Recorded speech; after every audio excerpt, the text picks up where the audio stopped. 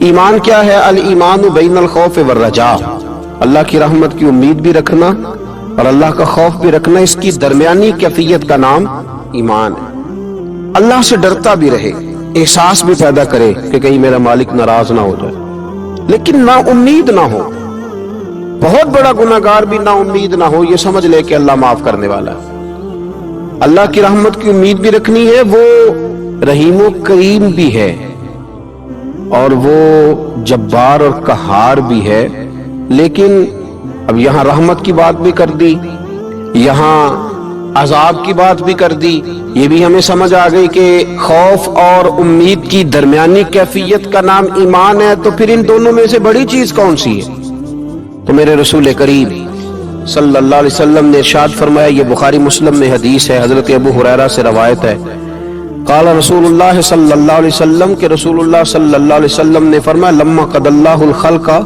كتبا کتابا فهو عنده فوق عرشه۔ حضور صلی اللہ علیہ وسلم فرماتے ہیں اللہ تعالیٰ نے جب مخلوق کو پیدا فرمانے کا فیصلہ کیا تو ایک تحریر لکھی تھی، ایک تحریر لکھی جو رب کے پاس عرش کے اوپر موجود ہے۔ جب مخلوق کو پیدا کرنے کا بھی ارادہ کیا تو ایک تحریر لکھی جو رب کے پاس محفوظ ہے اللہ کے عرش پر۔ وہ تحریر کیا تھی؟ ان رحمتی سبقت علی غضبی، کہ بے شک میرا غضب زیادہ نہیں ہے، میری رحمت ہی زیادہ ہے، اور میری رحمت میرے غضب پر فوقیت رکھتی ہے، وہ بڑی ہے۔ تو یہ تو اس وقت اللہ نے جب مخلوق کو پیدا کرنے کا ارادہ کیا تو اس وقت ہی فرما دیا تھا کہ میری رحمت میرے غضب پر غالب ہے۔ تو اللہ سے ڈرنا بھی ہے، اللہ کی رحمت کی امید بھی رکھنی ہے، لیکن ذہن کے اندر یہ بات ڈال لیں کہ اللہ کا غضب زیادہ نہیں، اللہ کی رحمت ہی زیادہ ہے، وہ فضل ہی زیادہ فرماتا ہے، فضل کرنے کو پسند کرتا ہے۔ حضرت شیخ الحدیث مولانا مراج الاسلام صاحب نے ایک جگہ لکھا ہے کہ کسی نے مجھ سے پوچھا ہے کہ قبر میں صرف یہ پوچھا جائے گا من ربو کا ما دینو کا، یہ پوچھا جائے گا تیرا رب کون ہے، تیرا دین کیا ہے، تو نبی پاک علیہ السلام کے بارے میں دنیا میں کیا کہا کرتا تھا؟ اعمال کا حساب نہیں ہوگا، فرشتے پوچھیں گے تو اتنا پوچھیں گے اور پھر اس کے لیے جنت کی کھڑکی یا دوزخ کا دروازہ معاذ اللہ کھلنے کا فیصلہ ہو جائے گا۔ تو کسی نے پوچھا کہ اتنا کیوں ہے، باقی سارے سوال جواب قبر میں کیوں نہیں؟ تو وہ جواب دیتے ہیں، وہ کہتے ہیں کہ جب قحط پڑ گیا نا بہت سارے علاقوں میں، تو حضرت یوسف مصر کے حکمران تھے، تو باقی جگہوں پہ قحط تھا، آپ نے تو خواب دیکھا اور پھر کچھ گندم آپ نے بچا لی، تو حضرت یوسف علیہ السلام کے پاس بہت سارے لوگ گندم لینے کے لیے پہنچنے لگے، تو آپ نے رستے میں کچھ چوکیاں بنا دی تھی، پولیس والے کھڑے کر دیے تھے سمجھ لیجئے، تو ان سے کہا تھا کہ جو آدمی گندم لینے کے لیے آئے اس سے پہلے اس کا نام پتہ پوچھو، بلدیت پوچھو، اور یہ پوچھو کیا لایا ہے، وہ کس چیز کے عوض گندم لینے آیا ہے، پیسے لایا ہے، کوئی اور چیز لایا ہے، کہ پوچھو۔ چوکیاں مقرر کر دی، انتظار تو تھا نا کہ میرے بھائی آئیں گے، وہ آئیں گے، حضرت یعقوب کے بیٹے آئیں گے، انتظار تو بھائیوں کا تھا، گرچہ انہوں نے بڑی زیادتی کی ہے پر ان کو آنا تو ہے۔ تو فرمانے لگے کہ سارے لوگ آئیں تو ان سے پوچھنا کہ وہ کہاں سے آئے ہیں، وہ کون ہیں اور کیا لائے ہیں، یہ بھی پوچھنا، لیکن فرمایا جب کنعان کے لوگ آئے نا تو بس اتنا پوچھ لینا وہ کون ہے، یہ نہ پوچھنا کیا لے کے آئے، بھائی ہے نا تو ان کی پردہ پوشی کرنی، ان سے نا بس اتنا پوچھ لینا کہ وہ کون ہے، وہ اگر بتائیں کہ ہم کنعان سے آئے ہیں تو بس اتنا ہی کافی ہے، ان سے پھر اگلا سوال نہ کرنا۔ تو حضرت شیخ فرمانے لگے رب فرماتے فرشتوں تم نہ جا کے بس اتنا پوچھ لینا قبر میں میرے بندے سے کہ وہ مجھے جانتا ہے نا، اس کا پردہ نہ کھولنا، تم نہ حساب کتاب پوچھنا، بس اتنا پوچھ لینا مجھے اور میرے نبی کو جانتا ہے، اگر وہ کہے جانتا ہوں تو پھر آنے دینا، میدان محشر میں میں خود پوچھ لوں گا۔ اور مسلم شریف کی حدیث ہے، میرے رسول پاک علیہ السلام فرماتے ہیں اللہ اپنے بندے پر اپنی رحمت کی چادر ڈال کے پوچھے گا،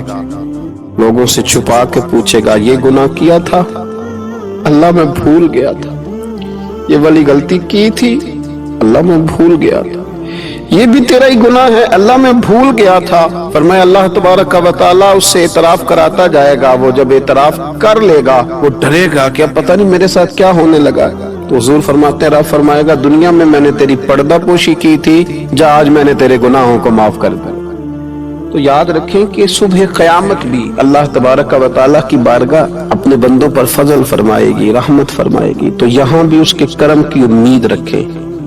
वहां भी उसके फजल की उम्मीद रखें। नबी पाक सल्लल्लाहु ताला अलैहि वालैहि वसल्लम ने इरशाद फरमाया कि बहुत सारे ऐसे लोग थे जो जंतर मंतर नहीं कराते, जो किसी तरफ तवज्जो नहीं करते। सियासता में हदीस है। फरमाया क़यामत के दिन अल्लाह तबारक व तआला हुक्म फरमाएगा कि वो कहाँ हैं जिन्होंने सिर्फ मेरी ही जात पर भरोसा किया। तो वो लोग खड़े किए जाएंगे, अल्लाह तबारक व तआला उनसे हिसाब नहीं लेगा, उन्हें बगैर हिसाब किताब जन्नत अता कर देगा। हजरत अकाशा बिन मोहसन रदी अल्लाह तआला अन्हु अर्ज करने लगे, या रसूल अल्लाह सल्लल्लाहु अलैहि वसल्लम मेरे लिए भी दुआ करें, अल्लाह मुझे भी उन लोगों में शामिल कर दे। तो हुजूर ने फरमाया, अल्लाह मेरे अकाशा को भी उनमें शामिल फरमा। फिर एक और सहाबी खड़े हुए, अर्ज की, या रसूल अल्लाह मेरे लिए भी दुआ करें कि अल्लाह मुझे भी उन लोगों में शामिल कर ले जिनका भरोसा, जिनकी उम्मीदें सिर्फ अपने रब के साथ, सिर्फ अपने अल्लाह के साथ। तो नबी पाक सल्लल्लाहु अलैहि वसल्लम ने फरमाया, मैं तुम्हारे लिए दुआ कर देता हूं, पर अकाशा तुम पर सबकत ले गया है, अकाशा आगे निकल गया। तो कुरान मजीद फुरकान हमीद के अंदर अल्लाह तबारक व तआला ने इरशाद फरमाया, सूरतुल हिज्र की आयत नंबर 49 और 50, क्या खूबसूरत अंदाज है कुरान पाक का। और कुछ आयात और कुछ हदीस ऐसी हैं तो इंसान पर वज्द तारी कर देती हैं, जो उसे झूमने पर मजबूर कर देती हैं, जो यूं महसूस होता है कि जैसे एक ऐसी कुव्वत पैदा कर देती हैं इंसान के वजूद के अंदर कि वो महसूस करता है कि आज ही ताजा हो गया हूं, आज खिल गया हूं। अल्लाह करीम ने इरशाद फरमाया, नब्बी इबादी अन्नी अनल गफूरुर रहीम। फरमाया, महबूब मेरे बंदों को खुशखबरी दे दो कि मैं बड़ा ही माफ करने वाला और बड़ा ही रहम फरमाने वाला हूं। नब्बी इबादी, महबूब मेरे बंदों को खबर दे दो, महबूब पैगाम दे दो इन्हें कह दो कि मैं बड़ा ही माफ करने वाला हूं और मेरा अजाब भी दर्दनाक अजाब है। पहले जिक्र किया रहमत का, पहले बात की रहमत की, फिर फरमाया कि मेरा अजाब भी दर्दनाक।